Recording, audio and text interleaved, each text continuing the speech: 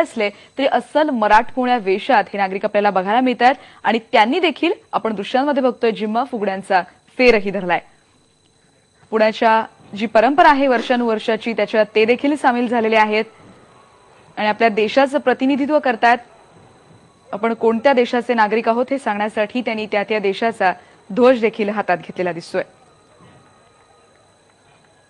पुण्याच्या याच परंपरेविषयी त्यांना जाणून घ्यायचं आहे। वर्षानुवर्षाची ही परंपरा आहे।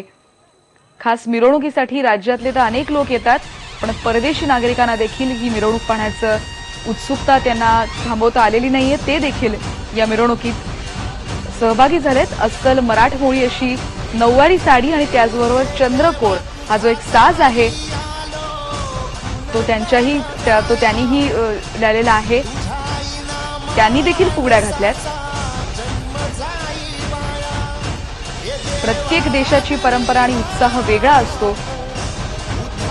महाराष्ट्रात अनेक परंपरा आहेत, अनेकांना याबद्दल आकर्षण असतं आणि हीच परंपरा जाणून घेण्याचा हा परदेशी नागरिकांचा एक प्रयत्न।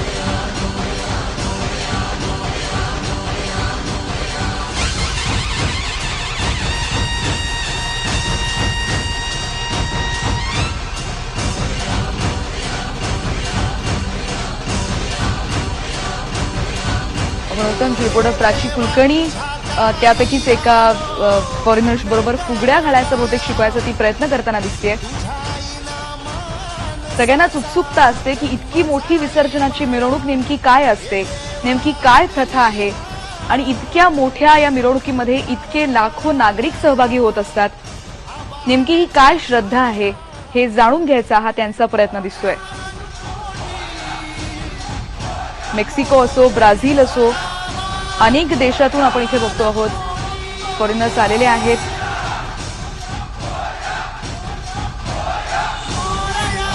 फ्रान्स असो, त्याचबरोबर मेक्सिकोचा देखील आपल्याला झेंडा दिसतोय।